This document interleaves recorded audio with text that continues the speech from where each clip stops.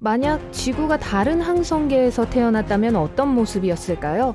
제가 조사를 좀 해봤어요. 그 결과는 놀라울 정도로 보람이 있었어요. 따뜻한 열대지방도 있고 강한 바람도 불고 그리고 거대한 잠자리도 있어요. 하지만 처음부터 설명하겠습니다.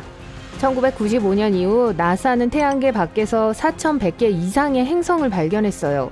안타깝게도 그중 대부분은 해양성과 같은 날아다니는 얼음 행성이거나 목성과 같은 가스 행성입니다. 하지만 우리 지구와 비슷한 행성이 161개나 있어요. 그리고 그중 하나는 지구와 매우 가깝고 센타우루스 자리에 있어요. 이 별자리에는 3개의 별이 있습니다. 그중 2개는 알파 센타우리 A와 알파 센타우리 B라고 불립니다. 여러분이 남반구에 산다면 아마 본 적이 있을 거예요. 매우 밝아요. 그래서 하나의 큰 별처럼 보이죠. 둘은 서로를 매우 천천히 회전합니다. 그리고 그들로부터 멀지 않은 곳에 3번째 별이 있어요. 아주 작은 적색 외성 프록시마 센타우리입니다. 우리 태양과 가깝기 때문에 그런 이름을 얻게 됐어요. 이 별은 가장 흥미로운 별이고 그것에 대해 좀 더 이야기해 볼게요. 프록시마 센타우리는 우리로부터 4.5광년 밖에 떨어져 있지 않습니다. 1광년은 약 9.6조 킬로미터예요.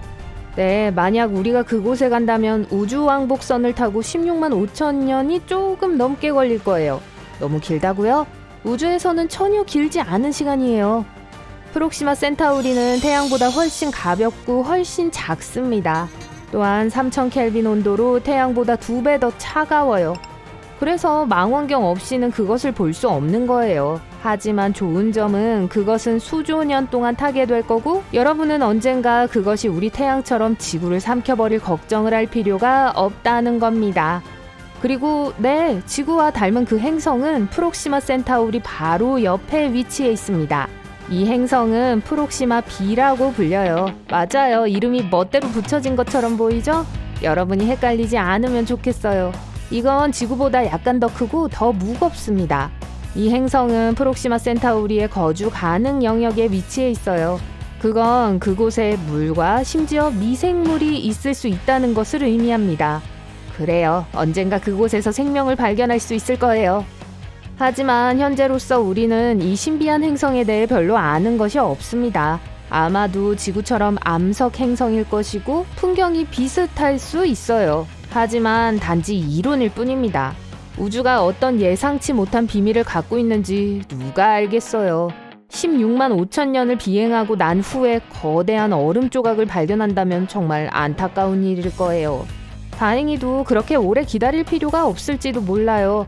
전문가들이 현재 빛의 속도에 가까운 속도로 움직일 수 있는 기술을 개발하고 있습니다. 만약 성공한다면 우리는 단 20년 안에 프록시마 B에 도착할 거예요. 하지만 어쨌든 이 비디오는 프록시마 B에 관한 게 아니에요. 만약 생명체가 태양계가 아니라 알파 센타우리에서 유래했다면 어떻게 되었을까에 관한 것입니다. 만약 우리가 프록시마 센타우리나 다른 2별의 주위를 돌고 있다면 어떨까요?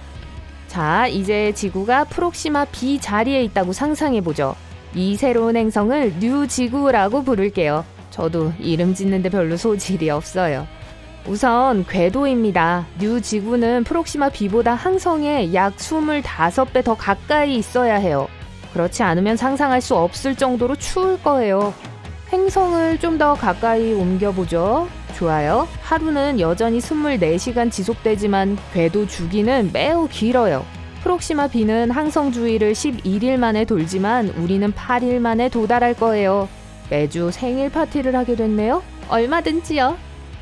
잠깐만요. 문제가 하나 있어요.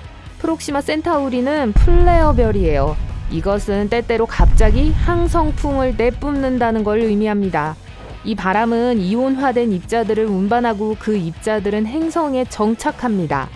네, 우리 태양에서도 발생하는 일이지만 프록시마 센타우리는 우리 태양보다 2000배 더 열심히 우리를 해치우려고 해요. 방사능 수치는 기준치를 훨씬 벗어나 있습니다. 걱정하지 마세요. 괜찮아요. 믿을 수 없을 정도로 강한 자기장만 있으면 됩니다. 그러면 프록시마 센타우리의 변덕으로부터 우리를 보호할 수 있는 매우 두꺼운 대기를 만들어줄 거예요. 그러면 매우 따뜻해질 거예요. 아닐 수도 있고요.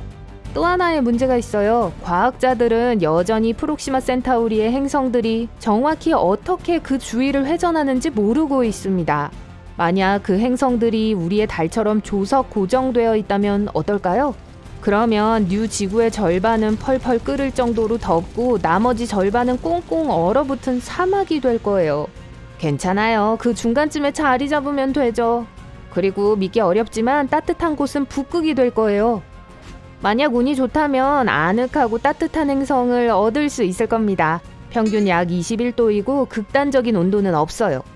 뉴 지구에는 훨씬 더 많은 물이 있습니다. 날씨는 변덕이 심해요. 매우 강한 바람과 파괴적인 비가 꽤 오랫동안 계속될 수 있어요. 하지만 적응할 수 있어요. 산지에서는 기온 변화가 훨씬 더 두드러집니다. 지구에서처럼 더 높이 올라갈수록 더 추워져요. 꼭대기가 엄청나게 춥다는 것을 제외하고요. 이것 때문에 산과 언덕은 아래에 정글이 있고 꼭대기에는 눈으로 덮인 사막이 있습니다. 하지만 일반적으로 지구의 열대지방과 거의 비슷해요. 식물이 매우 풍부합니다. 나무들은 키가 작지만 무성해요. 두꺼운 대기는 또한 비행을 더 쉽게 해주기 때문에 많은 큰 날짐승들이 있습니다. 날개 폭이 거의 5m인 잠자리 같은 거요. 다음으로 넘어가요. 하늘은 지구보다 훨씬 밝고 구름이 아주 많아요. 때때로 하늘이 완전히 하얗게 보일 수 있습니다. 하지만 별이 빛나는 밤하늘은 아름답고 밝아요. 그리고 4개의 태양이 있습니다. 우리의 주 태양은 프록시마 센타우리예요. 또한 2개의 밝은 알파 센타우리 별을 볼 수 있어요. 그리고 마지막으로 밝고 먼 별처럼 보이는 우리의 옛 태양입니다. 옛 지구가 그리운가요? 우리 근처에는 프록시마 센타우리 C와 같은 행성이 몇 개 있습니다. 모항성은 2개의 우주먼지 벨트로 둘러싸여 있어서 화려한 야경을 볼 수 있을 거예요. 그래서 결국 뉴 지구는 약간 이상하긴 하지만 아름다운 녹색 행성입니다. 개인적으로 저는 그곳으로 이사가고 싶어요. 여러분은요? 댓글로 알려주세요. 자, 이제 지구가 프록시마 센타우리 근처에서 태어났더라면 어떻게 됐을까를 알게 됐습니다. 다른 2별요? 안타깝게도 우리는 동시에 2별 주변을 회전할 수 없을 거예요. 과학자들은 알파 센타우리 A와 B가 한 궤도에서 다른 궤도로 옮겨 다니는 일종의 공통행성을 가지고 있다고 의심하고 있어요. 하지만 아마도 매우 추울 거예요. 알파 센타우리 A를 살펴봐요. 뉴 지구에서처럼 이곳의 평균 기온은 약 21도입니다. 하지만 기온 변화가 꽤 커요. 남극은 영하 73도, 적도는 45도까지 올라갑니다. 북쪽에서 가까우면 괜찮을 거예요. 하루는 여전히 24시간이고 공전 주기는 1년 1개월입니다. 알파 센타우리 B의 경우도 거의 비슷하지만 공전 주기는 약 반년입니다. 다른 조건들은 지구의 조건들과 매우 비슷해요. 계절의 변화는 거의 눈에 띄지 않고 기온도 크게 변하지 않습니다. 우리가 어디에 정착하든 이웃한 별이 분명히 보이겠지만 아마도 프록시마 센타우리는 볼 수 없을 거예요. 그게 전부예요.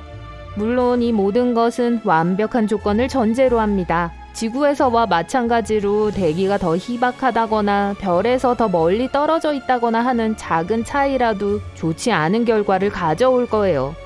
우리 지구는 정말 운이 좋았습니다. 하지만 사람이 살 수 있는 행성을 찾게 될 가능성은 매우 높아요. 아주 적은 가능성이라고 해도 우주에는 우리가 생명을 찾을 수 있는 약 1,500만 개의 행성이 있으니까요.